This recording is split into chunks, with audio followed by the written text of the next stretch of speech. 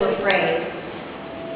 And it wasn't until later when I personally saw him that I really understood.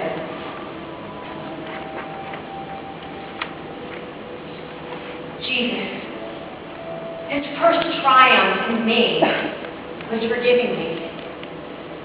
His second was rising from the tomb. But even more than that, even more than becoming my Savior, it was then that he became my Lord. Okay, so much, you're on Oh, I have one more question. Herb Feldman always has a question. Now, I'm an amateur rock climber back in Terre Haute, and I was just wondering, how did they do this carving back in the day? Because it looks like there's a lot you of... know what? And you did say we'd be having lunch right about now. We need to go back to the village. Oh, yeah, you and can tell I am part of Mr. everyone. Neil. She's spicy like that Hillary Clinton. Yeah. One question at a time. Okay. Then you should ask about the rock cutting. Very important about this too. Yeah, I don't You look think interested. You look interested. It all started for me right at the beginning. I had come from a line of soldiers for the Roman army, and I pledged my allegiance only to Caesar. That week, our unit had been sent to Jerusalem because there were threats of riots. The political atmosphere was volatile, and we were sent as reinforcements to keep the peace between the Jewish council and the Romans. Rome was not happy with continual riots, and Pilate was trying to be careful with his decisions. His desire was to please all political sides and save his job. During this time, the trial of the one they called Jesus was taking place in the city. One night, I was standing in the streets patrolling my area when I saw a man I thought I recognized as one of the followers of Jesus. But he wasn't just a follower, he was one of the men who traveled with him. I approached him and asked if he was with Jesus. He looked away and denied it. I asked a second and a third time. He denied it all times. And the last time, he got angry and he cursed and ran away.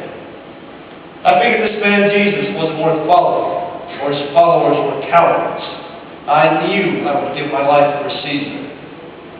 I had no use for someone who would deny their leader.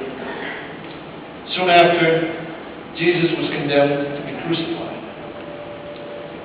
The soldiers in my unit were experts at this matter, so it was nothing new to us. But there was something different about this crucifixion. This man Jesus was not afraid.